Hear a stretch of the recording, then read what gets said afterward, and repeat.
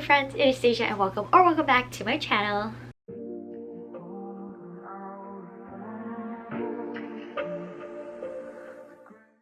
Today we will be talking about my 2025 goals. 2024 didn't go as I expected or wanted or planned, but there was a few changes in 2024, so I was just trying to figure out my balance again, so that's fine. For these goals, I split it into general reading goals and then goals that have to do with like social media. So we'll go ahead and jump into the general goals first. So the first goal that I have is the big one. How many books do I want to read in 2025? For the past few years, I've been consistently at 100, but for 2025, I'm actually going to set my goal at 52, my official goal, and then I guess depending on when I hit that, it could potentially go up. I just didn't hit my goal of 100 until like later in December, and I didn't like that stress, so I'm gonna set it at 52, which I still think is amazing. I do have a full-time job now, and there may be some life changes, so I feel like 52 is still a good amount. We're gonna go with that and see where we go from there. The next goal that I have is to read and annotate all of the Mending Hearts book club books. I said this last year and I did not do it because Rylan and I both fell off for maybe like 3-4 months, but in 2025 I really hope that I can finally do the entire year. If you don't know what the Mending Hearts book club is, it is an online romance focused book club that I co-host with my bestie Rylan. We do all sort of subgenres, indie published, traditional published, we do all sorts. It's just romance as a whole. On top of that, I would also like to do some sort of video that goes with each monthly pick, whether it's a reading vlog or like a sit down review or something like that. I would like to have a video for each pick, so we'll see how that goes. The next one, obviously I say it every year, I would really like to focus on my physical TBR.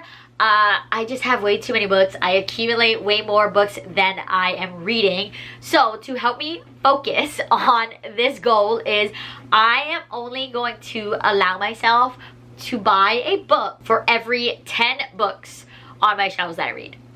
So theoretically, I should only buy a book maybe every other month, is probably what it's going for. The exceptions will obviously be holidays like Christmas, my birthday, my subscription, which I only have book of the month, so book of the month will not count, and then the last one would be gift cards. Gift cards won't count for that rule, but 10 read for one buy I think will definitely help me lessen my TBR and hopefully prioritize and focus on books that I already own. And then to also help me with that goal, I have this beauty here. These are books that were on my TBR. They're all very random. My husband chose 12 and I chose 12. So there's 24 books here. Not right now because I already filled my TBR. But there are 24 books here, and every single month I'm going to pick 2 books to unwrap and do a reading vlog on those. So I hope that this will also help me take books off my physical TBR while also being mysterious and, you know, keeping like the anticipation up. So I would also like to hopefully unwrap all of these books by the end of the year as well. And then another goal that I have for general reading wise is to read at least one book of the month book a month. I really fell off of book of the month last year, which was okay because I didn't order as many boxes, and then the end of the year came and they chose the, I don't know if it says like reader or like book lover, I don't know, but they have a hat that was the prize for completing all the challenges, and I didn't get it because I didn't have enough books from book of the month last year to even attempt to do it. So I would like to at least read one book of the month because I do have quite a few on my backlist. If you missed it, I did upload a book of the month shelf tour, so that is hopefully another goal. And then for my socials, I am keeping it low-key. For YouTube, I hope to post at least 3 videos a month, but I do have a lot of plans that could make that potentially easier, one of which is to go back to TBR videos. I stopped doing TBR videos because I didn't really have a reason to make a TBR. I was doing a whole bunch of mood reading, But now with like Unwrapped and book clubs and vlog ideas, things like that, I am going to go back to doing TBR videos. They won't include all of the books that I'm going to read that month, but probably a few of them. So my TBR videos won't be super long or super extensive, but I'm hoping to do it just to kind of keep me on track, keep myself accountable.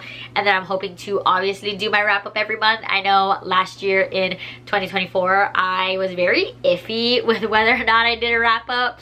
Sometimes I did a 1 month wrap up, sometimes it was a 2, 3, 4 month wrap up. So I'm hoping to do a wrap up every month and then a couple of other video ideas. I would also like to do monthly book club sprints. This is something that I've already gone over with Rylan, and we do have lots of plans. As of right now, we are thinking of doing it mostly every second Saturday of the month, where either Rylan or I will go live and we'll read the book club book or whatever we're currently reading.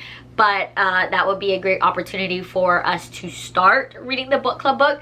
But of course, it will be open to everybody, whether or not you're reading the book club book or whatever you want to read. But we are hoping to do a live sprint every second Saturday of the month on either my channel or Rylan's channel. On top of that, I would also like to just get back into doing live sprints. When everybody was doing live sprints and live sprints were at its peak, I really loved it. And I feel like live sprints just keep me accountable. It helps me talk to people, and I just find them to be so much fun. So I'm hoping that in 2025 I could also get back into doing live sprints, and then that will kind of lead me into my next goal, in which I would like to interact with the community more, do more like collabs with other booktubers, possibly just things like that, to put myself more into the community instead of just kind of focusing on my channel and the people I know. I would like to, you know, dip my toes and kind of make more connections. I think those are all my goals. We kind of ran through them pretty quick. I'm not doing anything super intense this year, but I do have a lot of things that are hopefully going to keep me on track with my goals. I have a planner that I bought. Here, I'll show it to you. I got the Always Fully Booked planner. This is undated, but I think it'll help me stay on top of some stuff. And then I am also going to continue using Goodreads and Storygraph. They're basically the same for me. I just put, like, when I update Goodreads, I also update it on Storygraph. And then I also created a Notion for myself. If you don't know what Notion is, it's basically like an online journal almost. I'm not entirely sure how to explain it, but I did create a Notion for my 2025 reading, as well as my normal spreadsheets that I use every year. So there's lots of methods to keep me on track, and I hope it helped. And yeah, so that is everything that I'm hoping to accomplish in the new year of 2025. If you have any goals, feel free to share. If you guys would potentially want a tour of how I'm either using my planner, how I set up my Notion, or how my spreadsheets look, let me know. I'll definitely be able to do that for you guys. And yeah, so that is all from me. I hope you enjoyed, and I will see you in the next one. Bye!